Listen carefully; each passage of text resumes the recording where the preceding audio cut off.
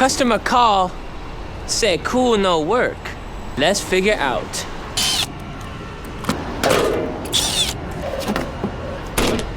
I'm just playing. I know exactly what's going on with this unit. I have it in my notes. Failed blower motor, needs new fuses, new belt, drive-in driven shifts, blower bearings and shaft, economizer not working, control issue causing simultaneous heat and cool. So we get to figure all of that out today. And as you can probably assume, none of that can happen without a working blower motor, so we get to replace it. I'm telling you guys, man, you got to get the bucket. Look what I got in here. Everything I need.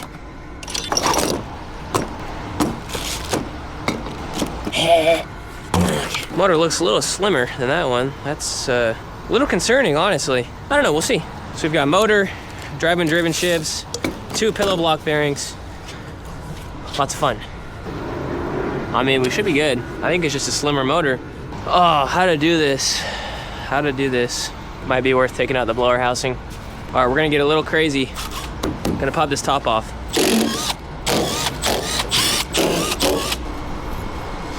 Why is it, it's like stuck over here. Why is it stuck? There you go.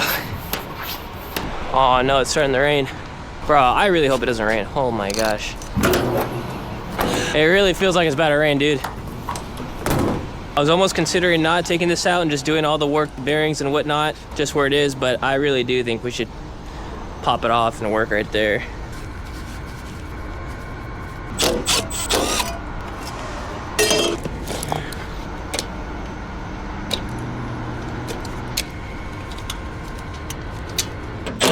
Yeah, come on.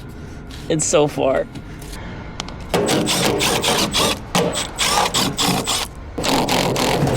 Okay, there we go.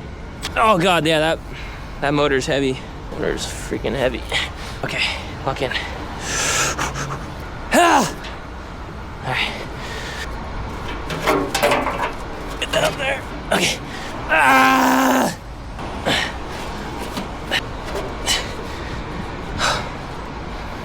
Oh my gosh. Maybe we'll do our bearings first. 25. Oh, yep. I don't have much coil left.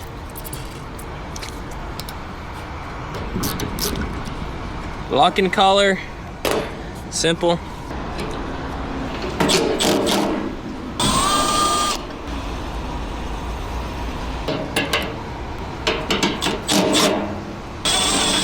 My plan is to get a pulley puller on this thing. Try this technique that one of my buddies showed me.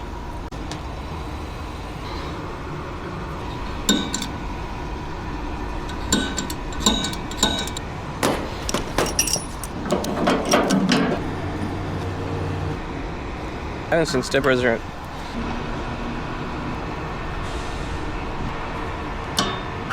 There we go. There we go, boys. That's what I'm talking about. This is my first time doing pillow blocks. I have been recommended to using a grinder in the past. Like literally grind the top off and just punch them out. I don't even think we need to. All right, safety glasses on.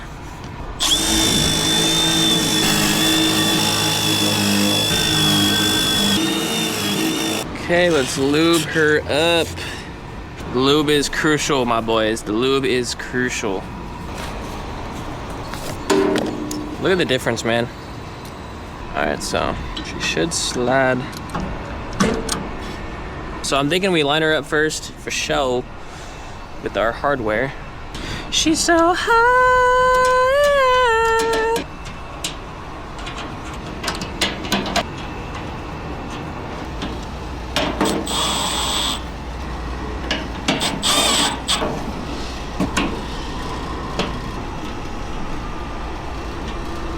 Now the collars, man, you gotta be careful with the collars. I have 100% snapped one of these before, which really sucked. You just can't over tighten them. Like, you gotta get it comfy. You don't wanna tighten it too much. Like right there, man, that's all you need. That's all you need.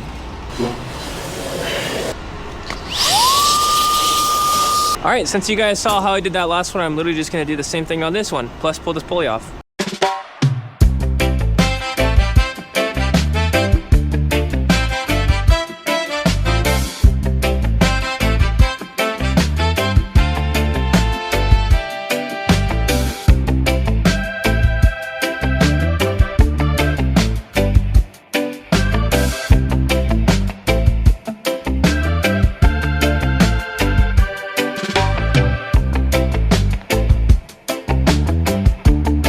All right guys, the fun continues. We've got both pillow block bearings replaced, new shiv. Now, for the fun to begin. Actually, for the fun to continue.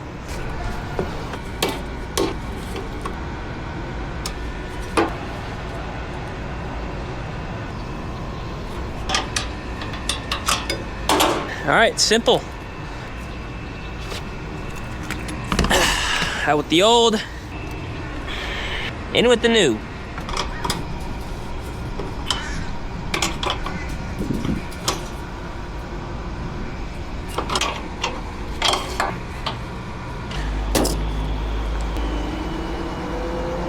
All right, at this point, I think we're good to throw this bad boy on. I like to match up our drive shiv just to make sure that we're getting the same amount of airflow, same RPMs that we were when this thing was working. And you can do the little eyeball test. That looks pretty good to me. It's really been feeling like it's gonna rain all morning, dude, but it's not. Lube her up. Now, some people are curious, why are we putting the set screw end towards the back? It just makes it more difficult. Well, reason being is because this is an adjustable shiv, so if we need to mess with the airflow for whatever reason, we can spin this either clockwise or counterclockwise, depending on if we want more RPMs or less. That looks mint. That looks super mint.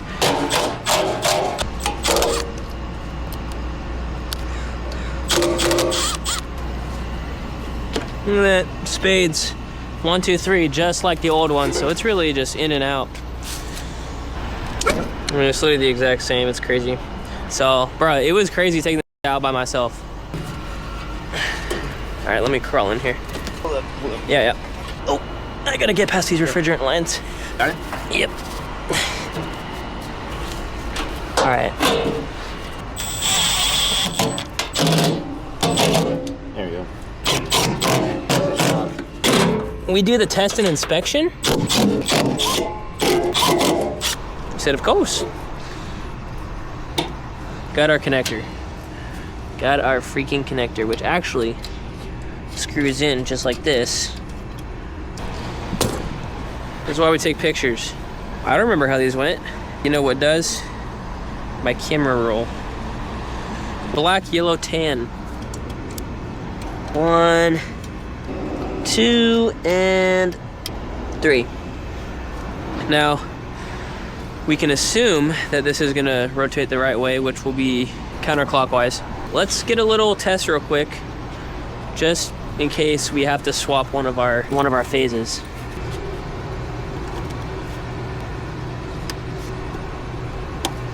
Field test, take 1. Okay, let's do it. All right. We are rotating in the proper direction.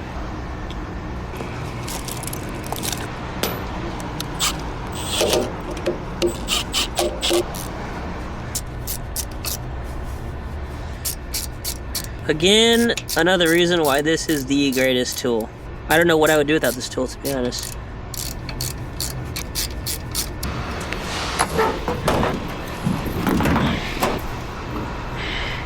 All right, we're goodies. Top's on, blower's locked in. Let's get a little field test now. Oh, yeah. 4.4, we're rated for 7.5. We're well within range. All right, we've got a couple issues to address. Simultaneous heating and cooling and the economizer not working. So we'll start with simultaneous heating and cooling and see what's going on. We just gotta call for heat. Our heat is operational. That's interesting though. Yeah, 24 volts. I just spoke with the maintenance guy, and he said he's gonna go take a look at the controls. I'm gonna disable heat for now, because I'm a little more concerned about cooling and making sure cooling's working. And that could also be a reason why we were getting a simultaneous heat and cool, is because heat is just coming on when it's not supposed to be. So we'll take a look at that. Let's check first stage of cooling. Oh, look at all that dust. This thing hasn't ran in eons. Eons! We got first stage, seems to be operating normally. Let's check second stage. We got 24 right here. Both fans are on. We're cooling. We are cooling. We've got a 19-degree temperature split, so that's really good. Our mechanical cooling looks like it's working properly. Ancient technology we have here. We're not leaving any stones unturned, guys. We were here for something else, but we're still gonna make sure our pressures are looking decent.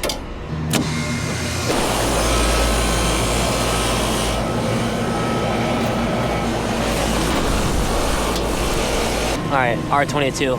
I'm not even gonna lie to you guys. The numbers are looking wonderful. Wonderful on that first stage.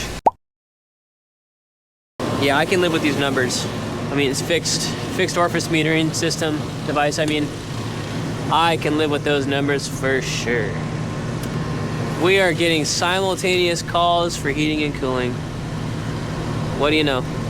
What do you freaking know? So what I think is happening, I spoke with the guy, but he can't change it at the moment, is the heat is set to 72 degrees and the cool is set to 71. So I think it's not even necessarily a problem with the hardware itself. I think it's just an issue with the programming. So they're gonna fix that. They're gonna switch that up in a little bit. But for now, let's take a peek at our second circuit and make sure that it's working properly. Baby girl, let me see, let me dance, let me see you twirl. Telling you guys, tap into the shader core depressors. Look at this, man. Boom. I bet your hoses can't do that, boy.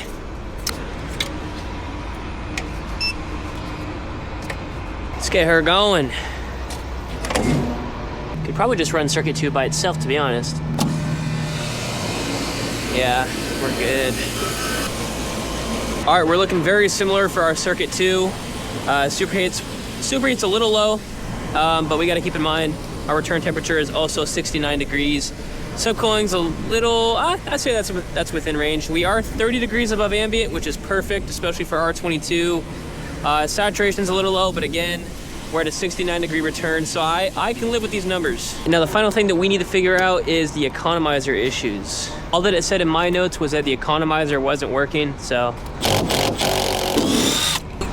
Okay.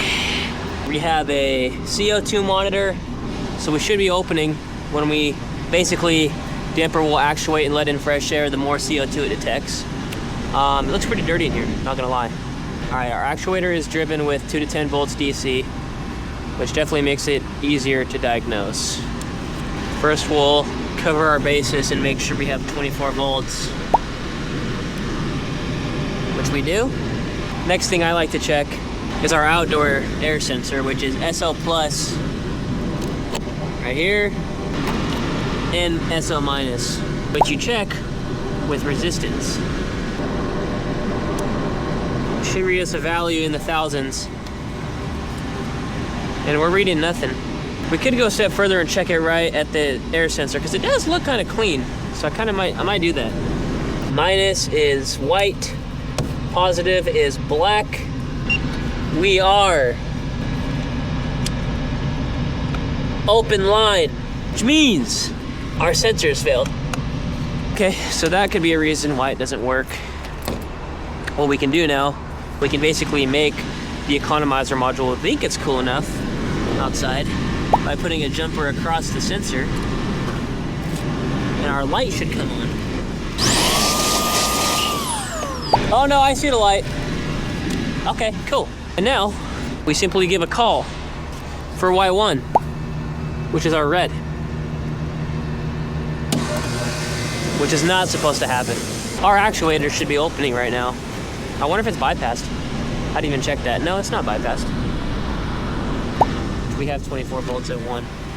So our green light is still on, which means if I see 24 volts at our output, our 2 output, the module thinks that free cooling is available, the contacts between 1 and 2 remain open. And 2 is our output to our compressor. Simple as that. Our contacts between our module are failed. Well, not necessarily failed. Something internally with the Economizer module is failed. I mean, everything's failed. Failed outdoor air sensor. Well, you love to see it. You love to freaking see it, man. Those shouldn't be running at all right now. Our cooling coil should go through our Economizer module, through that plug. You love to see it. I have a theory. My theory is that these 2 wires right here, I'm gonna assume that when I take these off, my cooling's gonna stop. What is that? 1, 2, 4th one up. Yep. Didn't even have to unscrew it. Blue and black. Yep. So somebody already knew that the Economizer was failed and bypassed it completely, which honestly isn't the worst idea in the world. That's the whole reason they make these plugs, by the way. Well, at least for carrier. I don't know if these ones utilize the same plug, but all right, that's basically it for me. I'll let the customer know that the Economizer module was failed. I am gonna recommend a retrofit to the Jade because the Jade is where it's at. We're also gonna get the controls figured out on their end just to make sure this thing doesn't heat and cool simultaneously. But besides that, I hope you guys learned something. Let me know if you would have done anything differently. But yeah, besides that, AC Stu out.